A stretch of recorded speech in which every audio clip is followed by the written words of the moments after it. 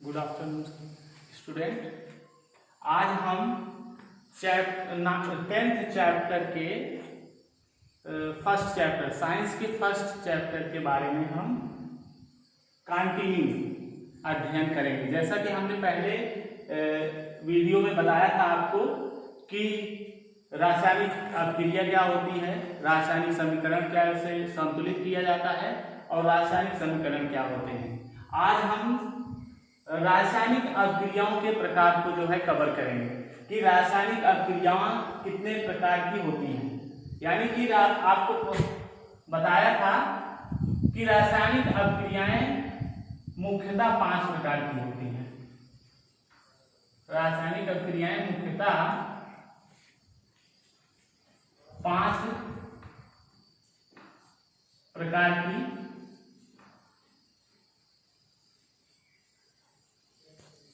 होती है।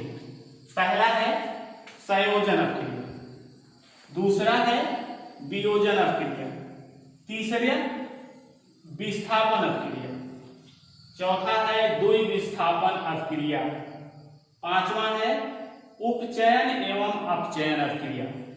ये 5 प्रकार की मुख्यतः हमें रासायनिक अभिक्रियाओं के बारे में अध्ययन करना है, जिसमें से हम 1 by 1 करके इसका अध्ययन करेंगे।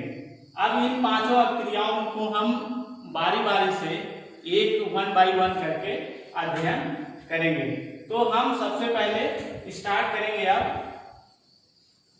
संयोजन अभिक्रिया।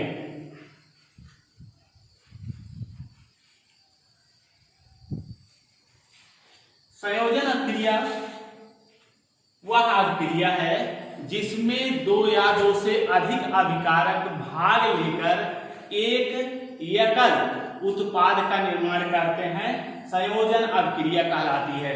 अर्थात जैसे 2 अभिकारक A प्लस B हैं तो ये एक एकल उत्पाद C का निर्माण करेंगे। अर्थात अब इसको हम रिएक्शन के उसमें देखेंगे तो हम उदाहरण के तौर पे जैसे कोयले का दहन, कोयले का दहन यानी C सॉलिड होता है प्लस ऑक्सीजन, यानी ये बनेगा CO2, ये गैस है। तो यहाँ पर आप देख रहे हैं कि यहाँ पर 2 अभिकारक अभिक्रिया में भाग ले। पहली क्लास में हमने बताया है कि जो अभिक्रिया में भाग लेते हैं उन्हें अभिकारक कहते हैं। तो 2 अभिकारक आपस में मिलकर एक एकल नया उत्पाद यानी कार्बन डाइऑक्साइड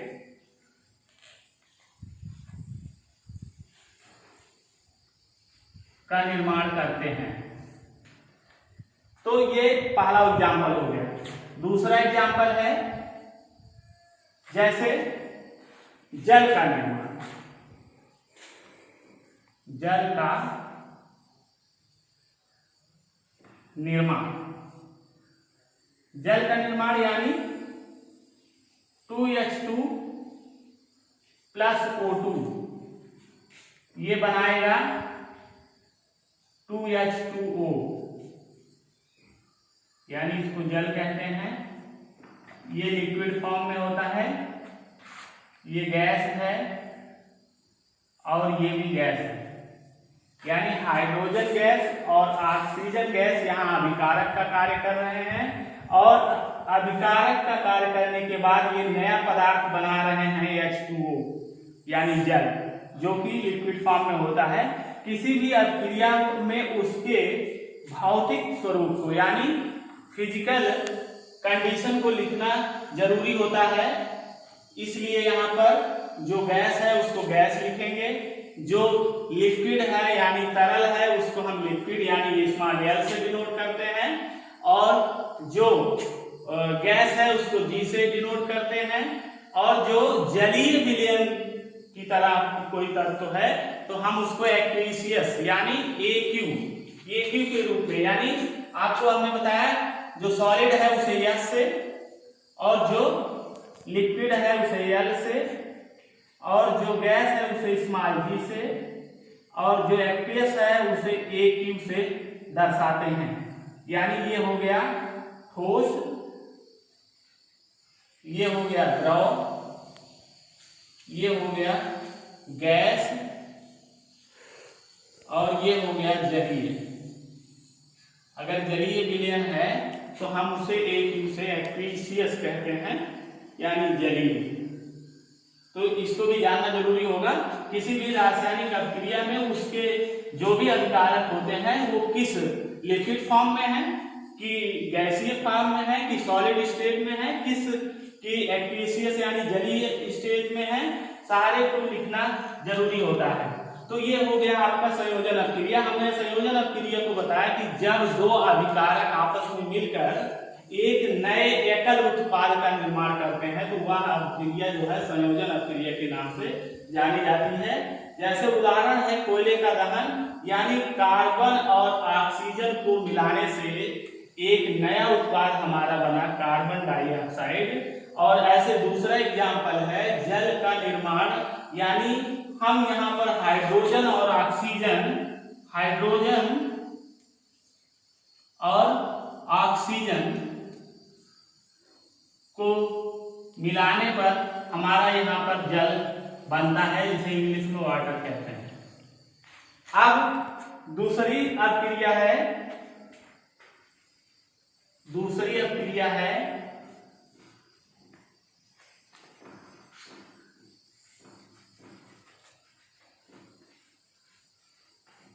हमारी दूसरी रासायनिक अभिक्रिया है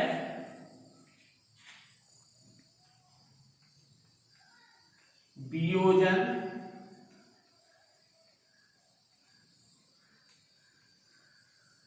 अभिक्रिया।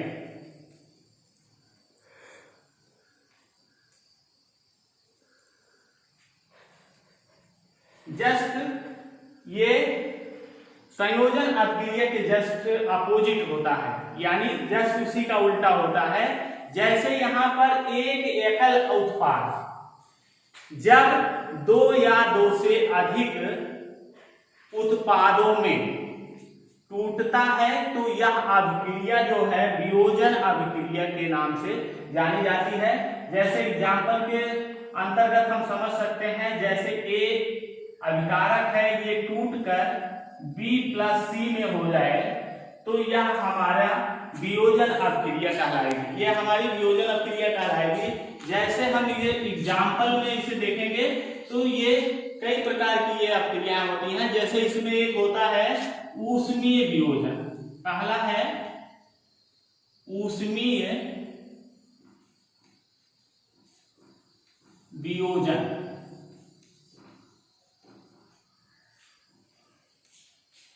आप जैसे नाम से ही पता चल रहा है ऊष्मा, यानी ऐसी अभिक्रिया में अगर हम ऊष्मा देते हैं तो यह जो है वियोजित होकर दो या दो से अधिक उत्पादों में टूट जाता है। जैसे कैल्शियम कार्बोनेट को एग्जाम्पल के रूप में देखेंगे, कैल्शियम कार्बोनेट यहां लिख दे रहे हैं, कैल्शियम कार्बोनेट। अब इसको हम ऊष्मा देंगे यानी हीट। जब हम इसको गर्म करेंगे तो ये दो उत्पादों में टूट जाएगा। जैसे ये टूटेगा CaO प्लस CO2, यानी कैल्शियम ऑक्साइड और कार्बन डाइऑक्साइड में यह टूट जाएगा। तो कुल मिला के इसका स्टेट लिख दे रहे हैं, ये सॉलिड फॉर्म में होता है, ये भी सॉलिड फॉर्म में होता है, और ये आप जानते हैं कि कार्बन डाइऑक्साइड जो है वो गैस होती है। अब यहां पर लिखेंगे कैल्शियम ऑक्साइड। तो आप देख रहे होंगे कि इस एग्जाम्पल से स्पष्ट हो रहा है कि एक अभिकारक को ऊष्मा देने पर यह वियोजित होकर दो एकल उत्पादों में जो है वियोजित हो जा रहा है। एक तो बन रहा है कैल्शियम ऑक्साइड और दूसरा बन रहा है कार्बन डाइऑक्साइड। अब इसी प्रकार से इसी में वियोजन अपक्रिया में एक और प्रकार है, इसका दूसरा उप प्रकार आप कह सकते हैं ऊष्मी वियोजन, उसके बाद दूसरा है वैद्युत वियोजन।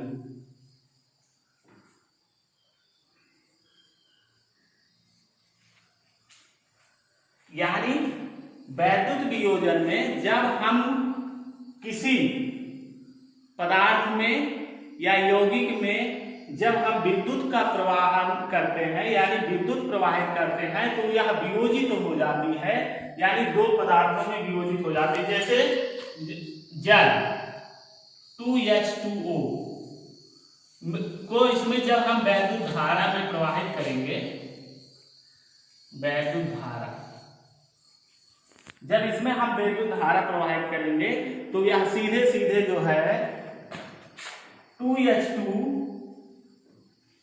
प्लस O2 में जो है वियोजित हो जाएगा। H2 गैस है और O2 भी गैस है, यहाँ ये लिक्विड है, जल लिक्विड होता है। तो ये हो गया आपका वैद्युत वियोजन। तीसरा है प्रकाशीय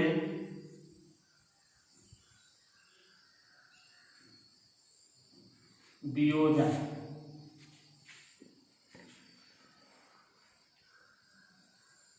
वह अभिक्रिया या वह वियोजन अभिक्रिया जो प्रकाश की उपस्थिति में अभिकारक से टूटकर दो उत्पादों में, दो या दो से अधिक उत्पादों में परिवर्तित हो जाए, तो ऐसी अभिक्रिया जो है प्रकाशीय अभिक्रिया के नाम से जानी जाती है। जैसे 2AgCl, 2AgCl इसको बोलते हैं सिल्वर क्लोराइड, सिल्वर क्लोराइड। अब यहां पर लिखेंगे प्रकाश ऊर्जा, यानी जैसे ही इस पे प्रकाश पड़ेगा तो ये जो है टूट के मतलब वियोजित हो जाएगा, यानी तो ये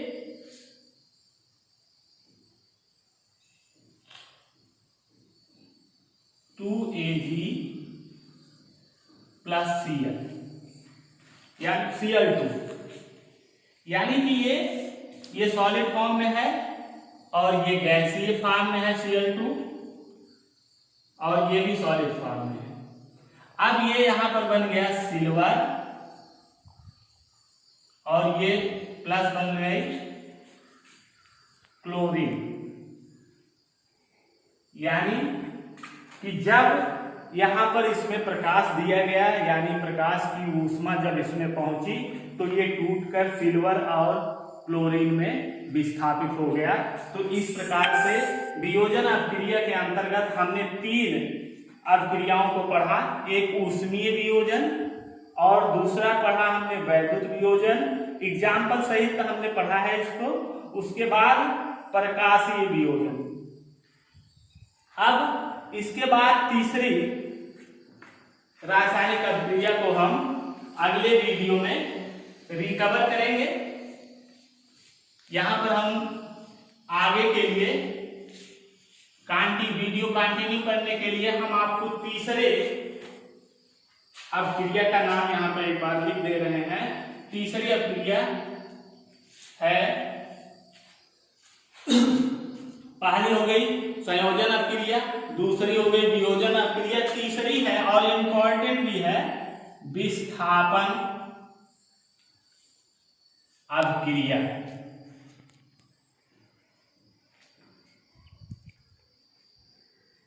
इसके बारे में भी बात कर लेते हैं क्योंकि इंपॉर्टेंट है। विस्थापन अभिक्रिया यानी जब एक एकल उत्पाद, विस्थापन का मतलब होता है कि जब एक अधिक क्रियाशील वाली धातु निम्न क्रियाशील मतलब प्रकार की धातु को अपने से विस्थापित कर देती है, तो इस प्रक्रिया को जो है हम विस्थापन अभिक्रिया के नाम से जानते हैं। जैसे एग्जाम्पल के तौर पे हम कह सकते हैं Na2SO4 एक्वस है ये AQ। अब इसको जो है जब ये विस्थापन के उसमें होता है जैसे BaCl2, यानी इसको BaCl2, यानी इसको बोलते हैं सोडियम सल्फेट,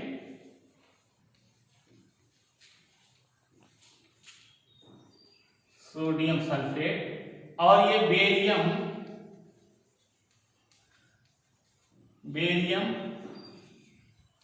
क्लोराइड। अब इसको जब हम गर्म करते हैं तो विस्थापन कैसे होता है? तो विस्थापन में क्या होता है, ये BaSO4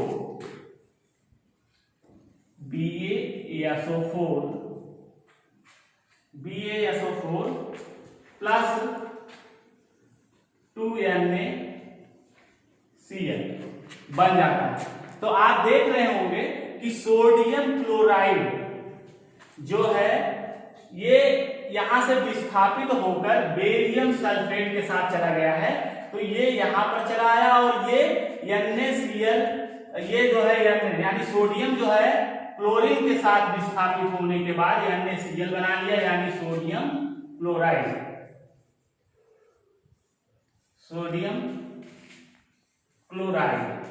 और ये हो गया बेरियम सल्फेट। हिंदी में लिख दे रहे हैं बेरियम सल्फेट। तो कुल मिला के यहां पर जो है ये सोडियम सल्फेट जो है ये BaCl2 यानी बेरियम से अपक्रिया करके बेरियम सल्फेट बना लिया, और यहां पर सोडियम जो है क्लोरीन के साथ अपक्रिया करके NaCl बना लिया, और दोनों का स्थान विस्थापित हो गया, और ऐसी ही अपक्रिया को हम विस्थापन अपक्रिया के नाम से जानते हैं। जैसा कि अब आगे इसके बाद और भी अपक्रियाएं हैं, जैसा कि हमने आपको बताया कि दो विस्थापन अपक्रिया है, उपचयन और अपचयन अपक्रिया है। इसको अगली वीडियो में हम कवर करेंगे। अब इसमें जितना पढ़ाया गया है, इसमें अगर कोई समस्या है तो उसको हमारे YouTube चैनल पर कमेंट बॉक्स में अवश्य लिखें। उसके बाद अगले वीडियो में हम उससे संबंधित और सारे सुधार आपको करके वीडियो प्रसारित करेंगे। धन्यवाद।